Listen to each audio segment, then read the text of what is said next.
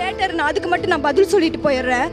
அம்மா உன்னால் ஃபினான்ஷியல் சப்போர்ட்டும் இல்லை, உனக்கு வந்துட்டு எந்த சப்போர்ட்டும் இல்லைன்னு தெரியுது, சமூகம் உன்னை தப்பாக பேசுன்னு தெரியுது, அப்போ ஏமா அந்த லைஃப்பை விட்டு வெளியே வந்தேன்னு கேட்டார். வேற என்ன பண்ண சொல்கிறீங்க? செத்துடலாமா சொல்லுங்க, செத்துடலாமாண்ணா?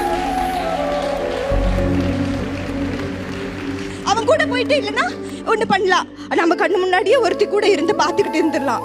இல்லை அவங்க அப்பா அம்மா நாத்தனார் அங்கையார் எல்லாம் பண்ணுற எல்லாத்தையும் நம்ம பார்த்துட்டு அமைதியாக இருந்துடலாம்.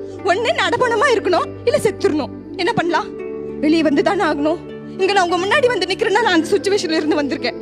என்ன சொசைட்டி அதுவும் நான் சின்ன பொண்ணு வேறையா, எங்கே போனாலும் அசிங்கமாக பேசுவாங்க.